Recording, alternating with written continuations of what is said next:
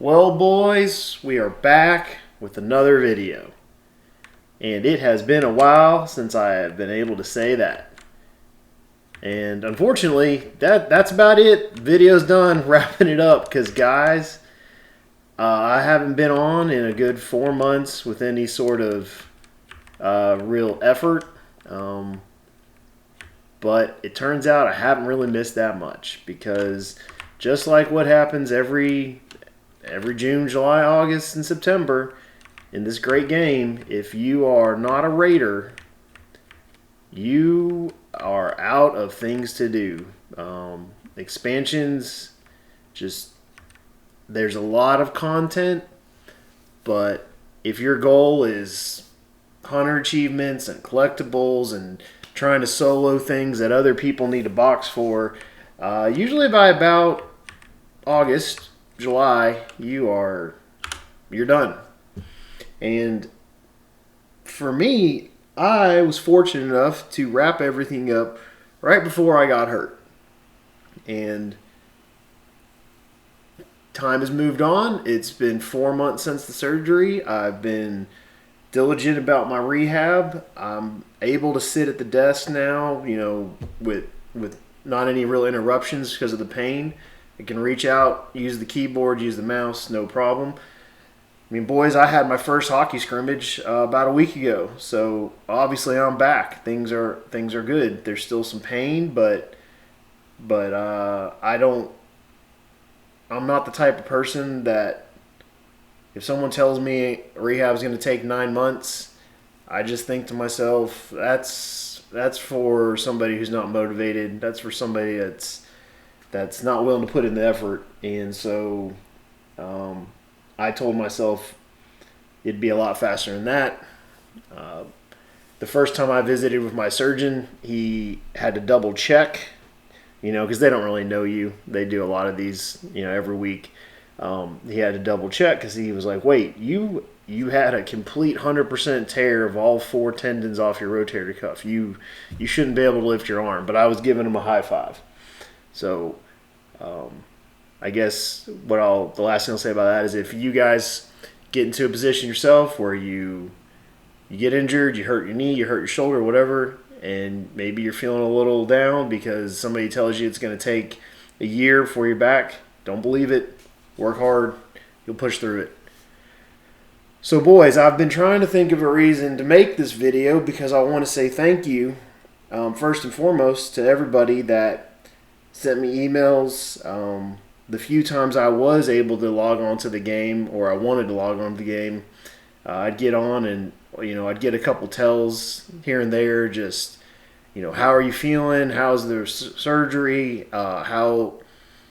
When are we going to get some more videos? Just everybody was really kind and positive, so thank you. And I've been trying to find a reason to say that, to make a video say that, and I still don't have one. But I did think of something, and it's maybe limited to just a handful of us. If you're a raider, this doesn't apply. Your gear is good to go. But if you're on test or if you're on a live server and you're fortunate enough to have chase loot, you're 120, you're maxed out, and you've got some blood-soaked gear. Well, going into the next expansion, you're going to want to move on from that blood-soaked gear. This is the same situation we encountered with Ice Encrusted with the chase loot. Once TOL came around, we had to move on from it. And even though the stats are superior, you've got to go with trade skill. So currently I'm in full trade skill visible armor. That's the best that I can get as a solo player. And I've made a video a while back on which mobs to farm to get the pieces to make the trade skill armor. And from what I understand, while I was out on injured reserve, Sony EQ did bump up the drop rate because it was miserably low. And now if you farm those particular mobs, you can get a full set in a decent amount of time. So then for the non-visible gear, your earrings, your rings, your necklace, etc., you know, if you're lucky to have blood soaked, then that's what you've been wearing this whole time. If you're a raider, you've probably moved past that into the next step. But moving on, we've got to get rid of blood soaked because the focus effects deteriorate at 120. So here's a blood soaked ring. It's fantastic. Great stats, big time numbers, and big time effects. But what we have to look at is this bonus will decay on spells over level 120. And for those of us that plan on jumping out of the gate, getting the pre-order the expansion, get it on launch day, and pushing towards 125, we're gonna need to have gear that is still effective at 121, 123, 125. So here's one of our trade skill rings. I just made this. It's effective up to 125. However, it's not as beneficial as the blood soaked. Now, maybe someone watching did the math on this same situation back with ice encrusted and then going to TOL trade skill non-visible items, but there's got to be a point of diminishing effects where we're at, say at 120, this mana cost reduction on one is 22%, but then at 121, what if it is 17? Well, then it's a match for 121, keep the blood soaked, but at 122, what if it's down to 12? I'm not sure what it is. I'm no longer the EverQuest spreadsheet numbers OCD guy I used to be. But for, I don't know, my preparation for the next expansion, I've made a full set of trade skill gear. I will eventually, probably in October, swap everything out, move all my augs across, delete these spell augs, and go buy new ones and put them in just for, let's say November and December, just so I still have the effects. But obviously, as I level up and there's new spells and there's new augmentation, like those will get replaced. And hopefully the tier 2 drops in the next expansion will be superior to the NOS trade skill. And so we'll be able to slowly work those in. And if I'm lucky, and I have been, then on test eventually, blood-soaked version 2.0, whatever they're going to call it, the next chase loot, whatever they're going to call it in the next expansion, it will start filtering towards test. And we'll start replacing our trade skill with that next level of chase loot. So, boys, if you haven't already, make your trade skill armor, make your trade skill non-visible gear, get prepared for switching over to all full trade skill setup at the beginning of whatever the next expansion is. I still haven't seen a name. Maybe there'll be one really soon.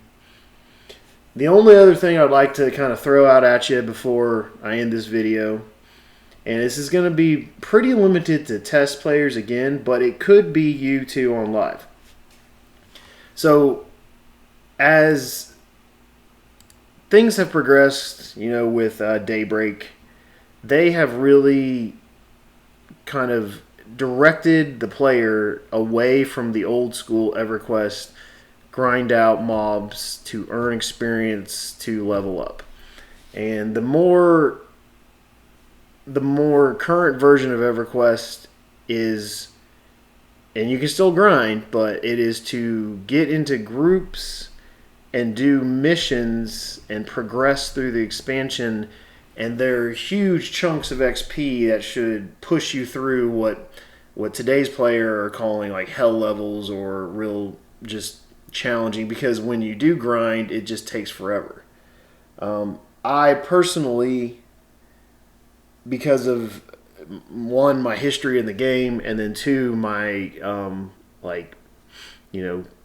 obsession with doing hunter achievements solo, I've never had a problem with grinding experience and grinding AAs. But a lot of people complained, I guess, and so now it's this whole progression thing. But if you are on test and you've been a long time test player, you know at the beginning of this year we had, and I forget the exact details, but there was a horrible patch and it nuked our achievements. And what I mean by that is it erased our Slayer, and then it erased our collections. Now, you still received the rewards, and sometimes you were getting multiple achievements when you would log in.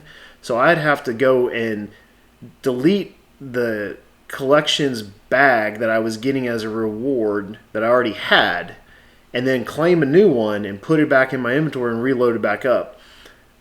It would do that every time you logged in, and it was a real pain.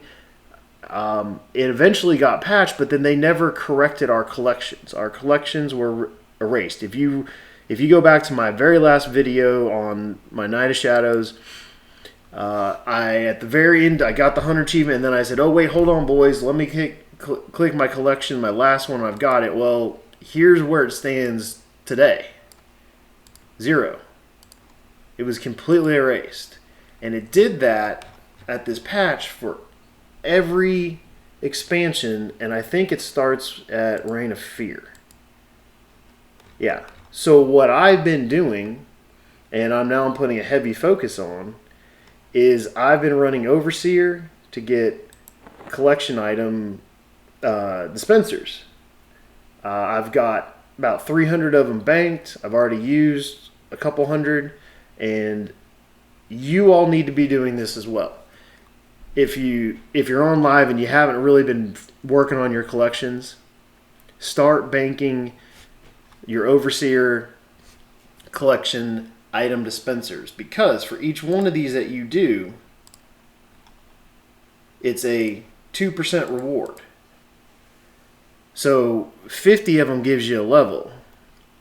And also, as you complete like each one of the group, let's say in the Chapter House of the Fallen, then you'll get this combo where you'll get another 2. So it's gonna take a lot of clicking. It's a real pain in the butt, but you can shoot through probably a full level in each 1 to 1.5 expansions. So if you need, if you need 50, you need 5, you need 250 total, with an average of a little more than 8 or 9 per, because there were some back in the day that were like, oh, this bucket is 11, this bucket's 10, the rest are 8. The majority of them, like in Night of Shadows, I think actually all of them are going to be 8.